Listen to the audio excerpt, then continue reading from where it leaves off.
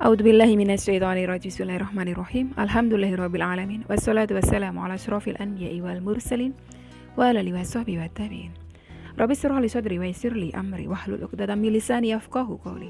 Allahumma shalli ala sayyidina Muhammad wa ala ali sayyidina Muhammad. Assalamualaikum warahmatullahi wabarakatuh. Sobat Winner semuanya yang dirahmati oleh Allah Subhanahu wa taala dimanapun berada. Saya mendoakan semoga sobat winnerku semuanya selalu dalam keadaan sehat walafiat, dilimpahi rezeki yang halal, yang berkah, yang thayyib, yang manfaat.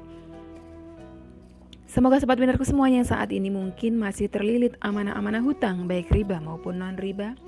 Semoga Allah segerakan kita semuanya terbebas dari hutang, baik itu riba maupun non-riba, dengan cara-cara Allah yang mudah. Tanpa harus menggali lubang yang baru, tanpa harus menyentuh kembali riba, tanpa harus menjual aset, tanpa harus direndahkan, dicaci maki, dikuncing, diolok-olok, dihina, diintimidasi, ditekan oleh manusia lain. Semoga sobat winnerku semuanya yang saat ini mungkin sedang menghadapi kesulitan-kesulitan hidup, semoga Allah bukakan pintu-pintu kemudahan. Dan untuk sobat winnerku semuanya yang saat ini mungkin sedang bersedih hati, semoga Allah angkat kesedihannya, Allah gantikan dengan kebahagiaan. Buat sobat winnerku semuanya yang saat ini mungkin masih belum memiliki pasangan hidup, semoga Allah segerakan untuk menuju halal bersama dengan jodoh yang terbaik dari sisi Allah Subhanahu wa taala. Dan untuk sobat winnerku semuanya yang saat ini masih belum memiliki putra-putri, semoga Allah karuniakan putra-putri yang soleh-solehah. Untuk sobat winnerku semuanya yang saat ini masih berkutat dalam dosa riba, semoga Allah sentuh hatinya dengan hidayah sehingga mau berhijrah meninggalkan riba untuk selama-lamanya. Dan untuk sobat winnerku semuanya yang saat ini sedang berhijrah, semoga istiqomah hijrahnya. Semoga sobat winnerku semuanya saat ini mungkin memiliki hajat seperti saya, ingin berangkat haji maupun umroh. Semoga kita semuanya disegerakan Allah untuk bisa sampai ke tanah suci, menjalankan ibadah haji maupun umroh. Amin. Amin ya robbal alamin.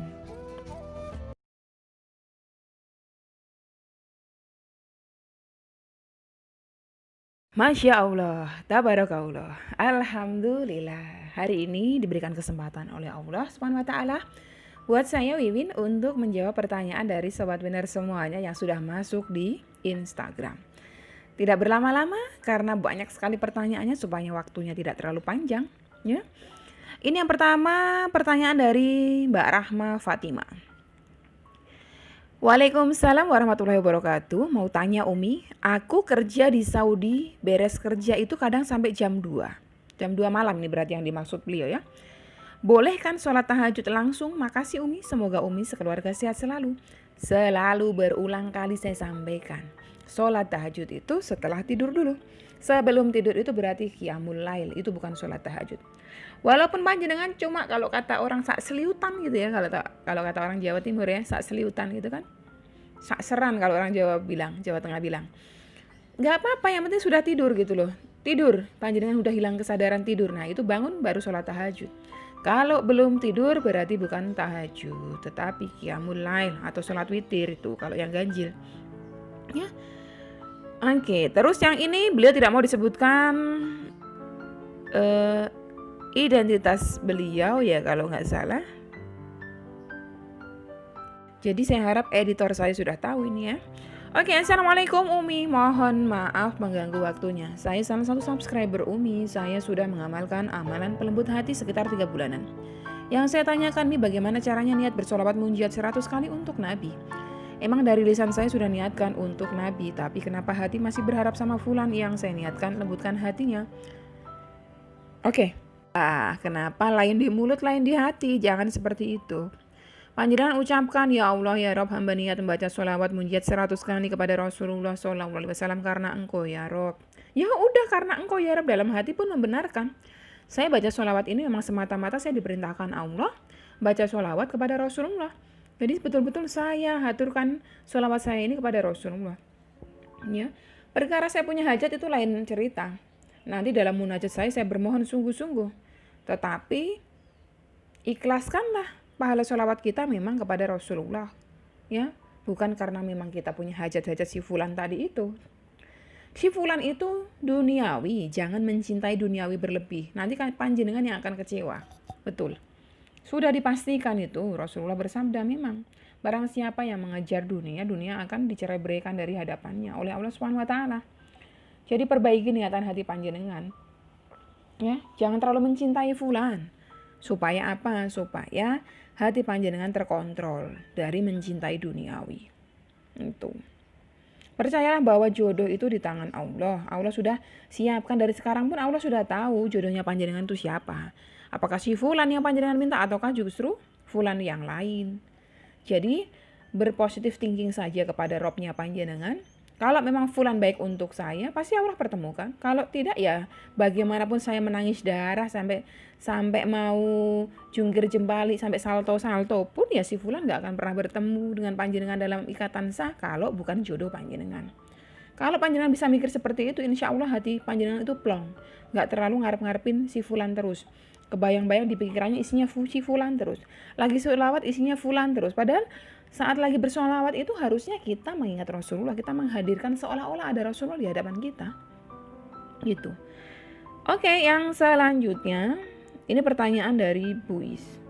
Waalaikumsalam. Maaf Umi mau tanya, gimana kalau kita pas sholat dapat 2 rakaat ada suara azan, apa kita berhenti sholat apa lanjut? Sholat tetap sholat. Jadi panjenengan sholat mau dengar di kanan kiri ada suara apapun, sholat tidak boleh dibatalkan, sholat harus tetap dilanjut. Karena kadang gini, kayak di tempat saya begini ya, ada banyak sekali masjid berjajar-jajar di lingkungan tempat saya ini. Istilahnya kayak dikepung masjid gitu kan. Nanti masjid yang ini sudah selesai azan, sudah selesai iqomat, memulai sholat. Saya ikut mulai sholat gitu kan. Ternyata nanti di masjid sebelahnya baru mulai azan gitu kan. Apakah saya hentikan sholat saya? Tidak. Dilanjutkan sholatnya. Gak usah terpengaruh dengan bunyi azan di luaran sana atau bunyi-bunyi yang lain. Ntar bunyi mie tek-tek, berhenti sholatnya. Saya lagi pengen makan mie tek-tek, dari tadi saya tungguin nih mie tek-tek, berhenti dulu sholatnya, nggak bisa, lanjutin. Sholat tetap sholat, dilanjutin. Ya. Oke, yang ini lagi dari siapa nih? Ahmad Nur Syifa. Assalamualaikum Bun, gimana caranya ikut grup Bun? Ya, grupnya sudah tertutup kalau untuk remaja putri. Ibu-ibu masih ada sedikit. Caranya ya DM ke Instagram itu. Terus ini ada lanjutannya beliau lagi nih. Aku sudah banyak mengamalkan tapi sampai sekarang belum ada Umi. Ada apa? Maksudnya ada apa? Berarti panjenengan tidak pernah nonton video saya. Panjenengan berarti apa? Niat mengamalkannya karena duniawi. Panjenengan terlalu mencintai duniawi. Kalau panjenengan masih hitung-hitungan kepada Robnya panjenengan, jangan pernah berharap panjenengan mendapatkan kemudahan seperti orang lain mendapatkan itu. Karena apa? Panjenengan masih seke. Tahu seke? Seke itu bahasa Makassar. Pelit, bakhil. Masih hitung-hitungan kepada Robnya. Baru mengamalkan 1.000.000 kali saja udah hitung-hitungan. Sementara kemarin-kemarin panjenengan kemana? Sementara kemarin-kemarin dari panjenengan dilahirkan oleh ibunda panjenengan, Allah kasih kenikmatan yang luar biasa. Ya, Allah apa pernah hitung-hitungan sama panjenengan? Nggak pernah. Tapi panjenengan hitung-hitungan. Aku sudah banyak mengamalkan, tapi sekarang belum ada Umi. Banyak, ngerasa banyak. Ngerasa puas dengan banyaknya amalan jenengan. Jangan. Jenengan hitung-hitungan sama Robnya jenengan. Dan lanjutannya dari beliau ini, aku ingin sekali ikut grup Umi, aku ingin didoakan supaya doaku juga terkabul. Dan di sini saya koreksi buat panjenengan semuanya ya. Yang pengen masuk grup saya dan alasan panjenengan ini saya paling gak suka. Kenapa? Karena panjenengan adalah orang yang egois. Umi, aku ingin didoakan supaya hajatku terkabul. Kenapa? Gak diubah. Umi, aku ingin bergabung dengan grup UCR, aku ingin berpartisipasi, mendoakan sahabat-sahabatku yang lain. Supaya Allah ridho kepadaku. Kenapa yang dipikirin selalu hajatnya sendiri? Kenapa nggak pernah pikirin hajatnya orang lain? Nah itu jarang sekali. Selama komen-komen saya baca ada 1 orang yang seperti itu. Saya langsung silakan masuk grup saya bilang gitu. Ada juga yang niatannya cuma Umi saya pengen belajar, saya pengen hijrah.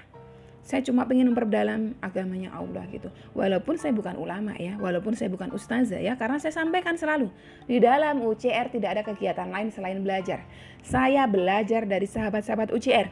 Sahabat UCR belajar dari saya. Sahabat UCR belajar dari sahabat-sahabat yang lainnya. Jadi isinya di dalam cuma belajar dan berdoa, itu aja kegiatannya. Kalau panjenengan dari awal niatannya sudah pengen hajatnya terkabul, masuk UCR hajatnya terkabul, di dalam UCR tidak ada jaminan hajat pasti terkabul. Karena yang punya hak mutlak mengabulkan hajat adalah Allah SWT.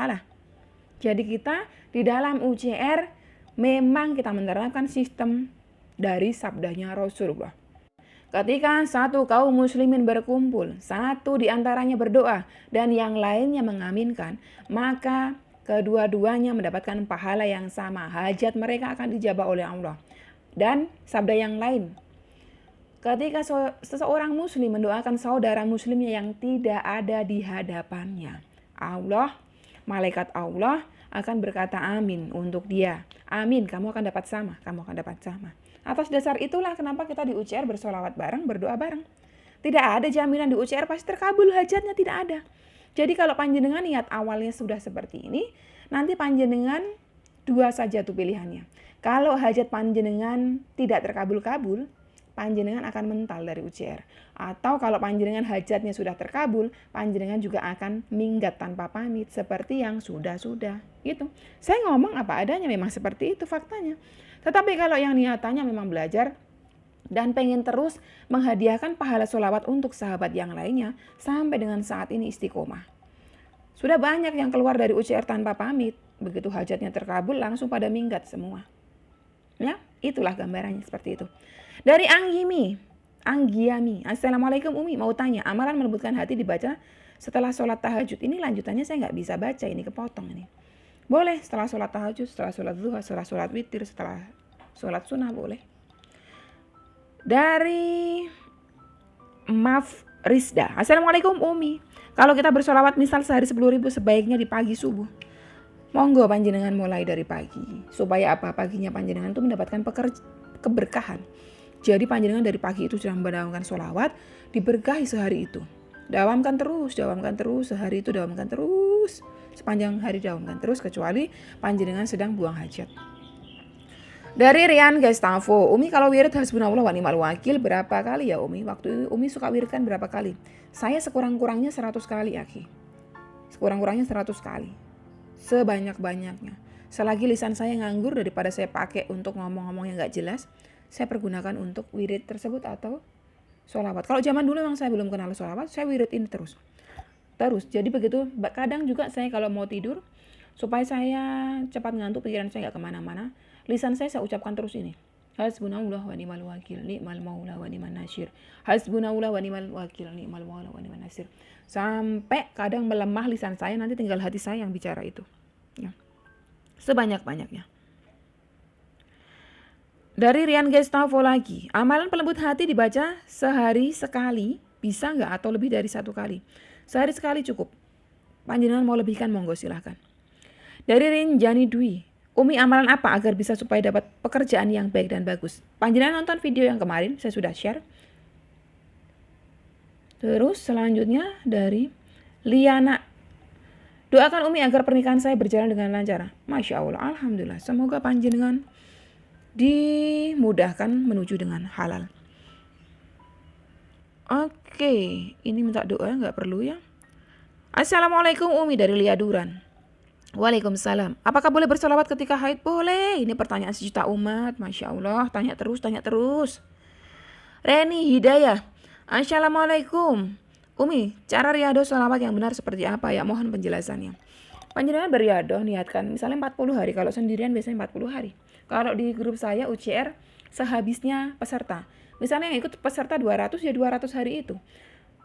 Karena semua kami berikan hak untuk didoakan. Jadi hari ini si fulana binti fulana, hari kedua si fulana binti fulana yang lain. Seperti itu, jadi selama pesertanya ikut. Sejumlah pesertanya ikut. Kalau panjenengan 40 hari bagus. Panjenengan sholawat itu kan bisa dibaca dalam keadaan haid. Panjenengan baca terus selama 40 hari. Niatkan, saya mau baca sehari 1000 kali sholawat Jibril misalnya. Ya Allah ya Rob, hamba berniat riadoh membaca sholawat Jibril sebanyak 40 hari, selama 40 hari sebanyak 1000 kali tiap harinya. Berikanlah kelancaran, berikanlah kemudahan ya Rob ya. Baca dulu Al-Fatihah 1 kali minimal. Baca basmalah, baca Al-Fatihah. Ya, panjenengan mau baca doa-doa tawasul boleh gitu, langsung baca. Setelah selesai baca 1000 kalinya, panjenengan bermunajatlah kepada Allah. Mohon apa yang panjenengan mau mohonkan. Oke, dari siapa ini? Rodiati. Assalamualaikum. Waalaikumsalam warahmatullahi wabarakatuh. Umi, kalau kita lupa dengan jumlah wiridnya, itu sebaiknya diulang atau gimana? Pernah saya jawab. Panjenengan berarti nggak nonton. Kalau panjenengan nggak yakin, karena panjenengan mau mengejar nilai istiqomahnya. Misalnya saya mau baca wirid hasbunallah wa ni'mal wakil sehari 100 kali. Gitu. Tapi saya sudah lupa dapat berapa kali. Soalnya panjenengan, saya perkirakan tadi kayaknya kalau 10 menit biasanya saya dapat 10 kali. Ya udah anggap aja dapat 5 kali. Tapi kalau panjenengan nggak yakin, ulangi lagi. Supaya nilai istiqomahnya panjenengan tetap dapat. Tapi kalau panjenengan cuma amalkan saja tanpa hitungan, ya panjenengan lanjut saja, gitu ya. Oke, Tupi Jateng Murah. Umi, sebaiknya berapa kali membaca zikir ya Fattah, ya Rozak, ya Goni, ya Mukni, yang untuk penglaris dagangan? Minimal 100 kali. Sebanyak-banyaknya. Ya. Kalau sudah dikatakan sebanyak-banyaknya, ambil saja nilai paling kecilnya 100 kali. Dari Ken Naufidiano. Umi mau tanya, arisan itu sebenarnya boleh atau tidak? Itu termasuk riba atau bukan? Bukan riba. Boleh nggak boleh, terserah panjenengan. Jadi gini, arisan yang benar itu saya sudah pernah sampaikan, panjenengan nggak nonton video saya ketahuan pokoknya. Jadi arisan itu asasnya itu sebetulnya asas gotong royong, asas pinjam meminjam, gitu ya. Jadi misalnya 10 orang, arisan 100, 1 juta dapat.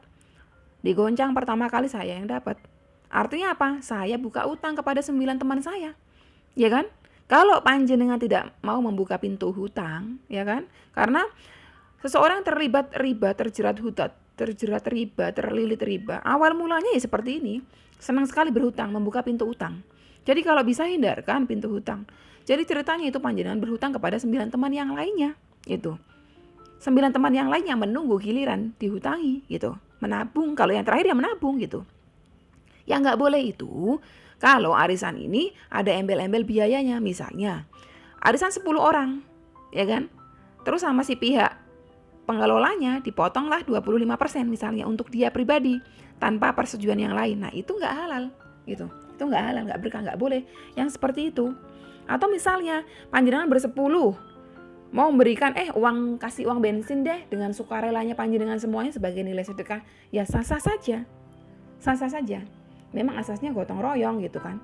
Tetapi membuka pintu utang sebaiknya dihindarkan. Ya. Dari Rita Al-Hikam, jika melakukan sholat hajat dan tahajud, mana dulu yang dikerjakan? Terserah panjenengan. Kalau saya biasanya tahajud dulu, hajat saya belakangkan. Karena kaitannya apa? Saya mau khusyuk dulu dengan rangkaian wirid saya. Setelah itu, saya punya hajat, saya lakukan sholat hajat, gitu kan? Sebetulnya sholat itu kan doa, gitu kan? Jadi kita memang oleh Allah itu diberikan waktu untuk berdoa. Waktu berdoa 5 waktu.